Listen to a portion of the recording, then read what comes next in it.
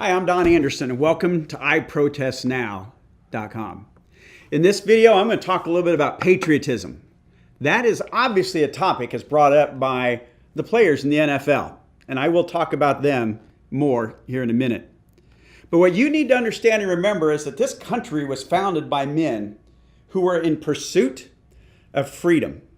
Now, when you survey most people in this country and ask them, why did the Pilgrims come to this country? They will answer they came for political freedom, and that in fact was not the case. They came for religious freedom. They didn't want to be a part of the Church of England anymore. So as they got here and they grew, this country became prosperous. And there was a point in time when America needed to come out from under the authority and control of England. So the men at the time that there were leaders then, and there were women involved. Please don't misunderstand that. Lots of women involved. But we always use the term when the men decided it was time to declare our independence, to lay stake to our freedom. We forget about what an unbelievable sacrifice they were willing to take to make that happen. Because what we don't remember is they weren't sure if they were going to win or not. They were putting everything that they own and their lives and their families at risk. They were willing to lose it all so that we might be a nation of freedom. There's some names that you probably have never heard before. And we're going to put a link on our website so you can read this in detail. But Thomas Hayward, Edward Rutledge, Arthur Middleton, Thomas Nelson, Richard Stockton, George Walton, who during the siege of Savannah, a cannonball broke his leg and it led to his capture. He was held captive for 9 months and was released early in the fall of 1779. At the same time he was prisoner, his wife Dorothy was captured by the British. She was imprisoned on an island near the West Indies and was eventually freed as part of a prisoner exchange. And during their captivity, their house was looted and ransacked. George Clymer, Robert Morris, Lewis Morris, Caesar Rodney. You never heard these names, have you? Signers of the Declaration of Independence. Carter Braxton, Oliver Wolcott, Thomas McKean, Francis Lewis, Benjamin Franklin, John Hart, William Ellery. The biggest name on that document, we've all seen it starting in elementary school, John Hancock. Do you know why he signed it the largest? Because he didn't want there to be any question as to where he stood. Now, I will tell you this about patriotism. It's not about Democrats or Republicans. It's not about anything in between. It's about the unity that comes from a nation and a flag. These guys, many of them lost their homes, their security, their safety, their fortunes. They put it all at risk.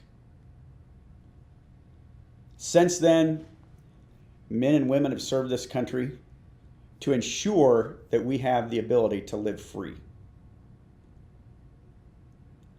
If being an American can't unite us, then I don't know that anything could. And so now we live in a world where athletes decide to disgrace this country and who we are and all those that paid this price so that we could be here. And I got to tell you, as a veteran, and I'm very fortunate, I was a peacetime veteran, never had to see action.